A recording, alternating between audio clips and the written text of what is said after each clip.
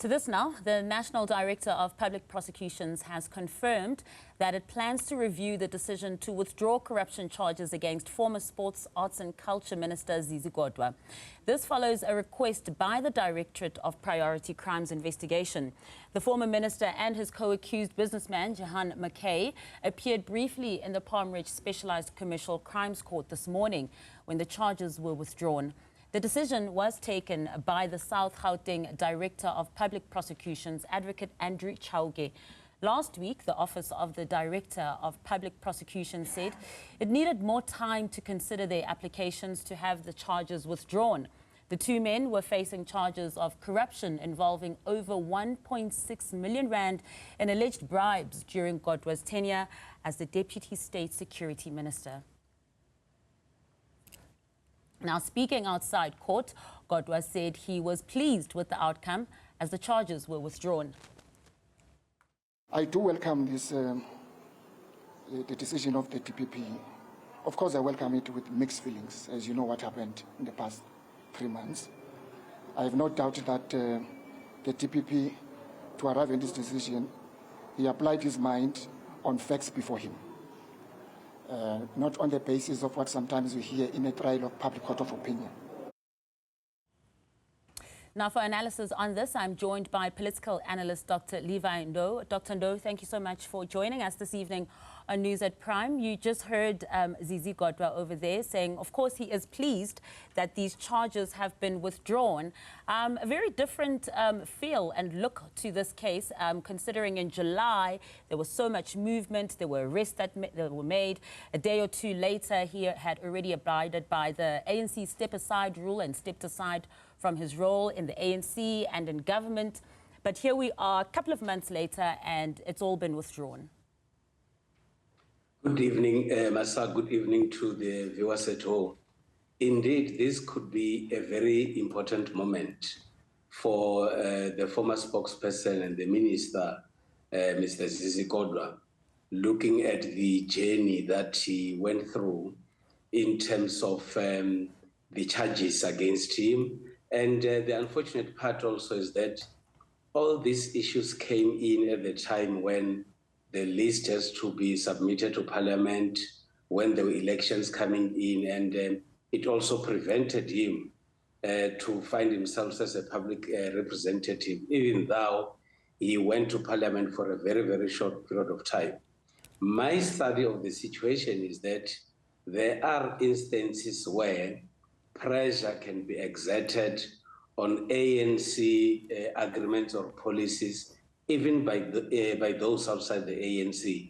And I think the pressure that he got from outside the ANC necessitated him from withdrawing. What he should do now is to pick up the pieces, go back to his party, the ANC, and therefore see how they can be able to move forward.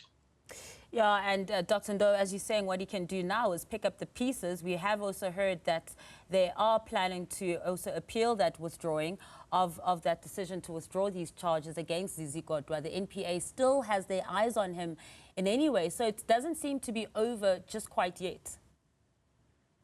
Well, it does not seem to be over, but temporarily it could be a relief on his part. But if you look at the trends with the NPA, these are kind of cases where in most instances they could not be able to take them back to the court.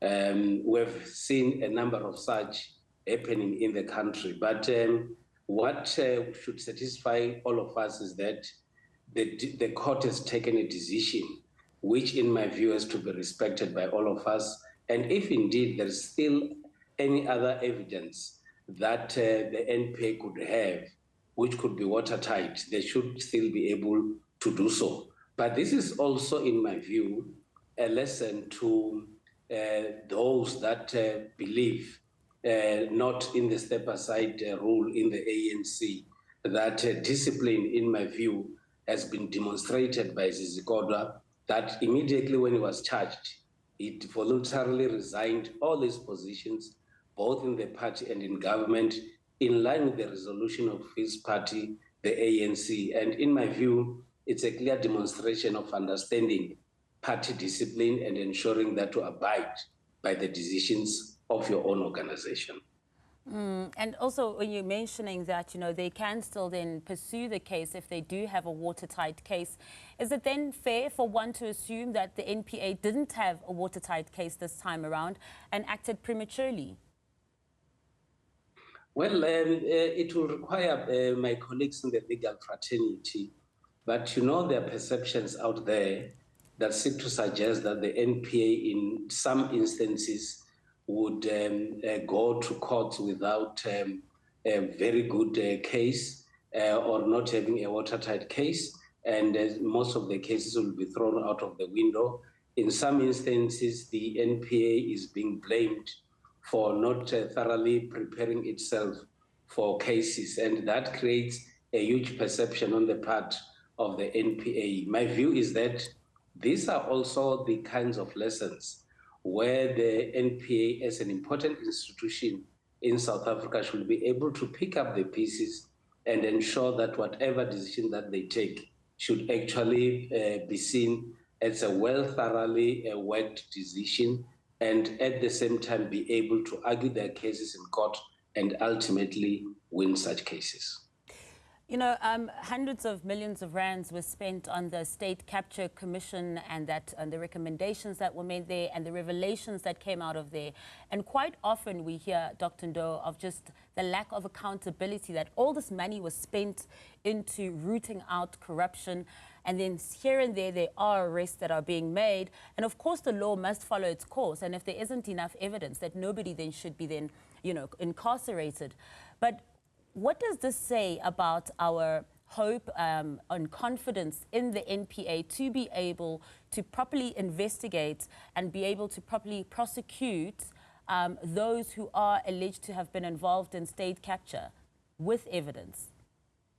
What we all have is the report from the Zondo Commission, which states a number of things that happened in the state capture season, and they are well documented.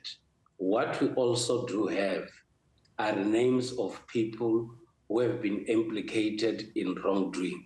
What we also do have are law enforcement agencies in the country, and we expect them to perform their responsibilities. And the unfortunate part is that it appears as if they could not be able to put facts together so that they can be able to prosecute. And as time is moving, part of the evidence could also be disappearing, and that will lead into a situation where the Zondo Commission would be seen to be a wasteful exercise, wasting money and time, because of course we will not seeing any action taking place on the part of those that are given responsibilities to do so. We also do understand the challenges that our law enforcement agencies could be facing, issues of human resource and financial resources. But the unfortunate part is that the society in general has a lot of anxiety and waiting for them to act. And as days are passing by, we're getting frustrated on a regular basis because we expect some movements to be taking place.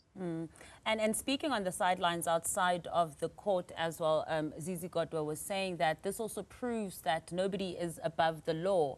And the NPA has not been immune in history, also in recent history too, of the allegations or the thoughts of some political interference. It's, there were efforts to try and clear it up and make sure you bring top leadership as well that is ethical.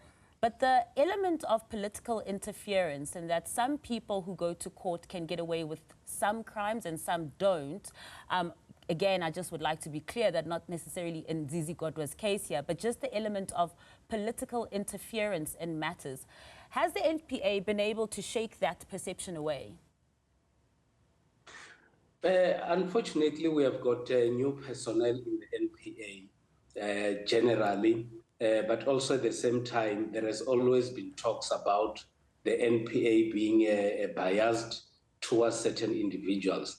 But I think what one has acknowledged is that with the emphasis of Zizi Kodwa about the equality before the law, I have seen Zizi Kodwa as one person who has been, who appeared to have been very cooperative with the law enforcement agencies. And what he also did very, very well is that even though he is the former spokesperson of his party, the ANC, in this case, he decided to keep quiet from the beginning of the trial until at this stage, and he only started speaking right now.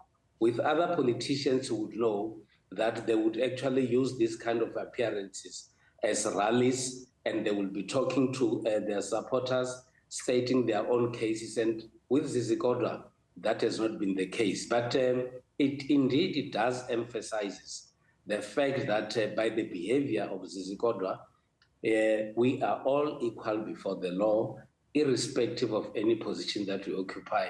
And I think that is what other politicians and leaders should follow in the example of Mr. Zizi Kodwa. Well, we will be keeping a close eye on that story as it develops. Thank you so much for your insights, as always. That is political analyst Dr. Levy Ndou.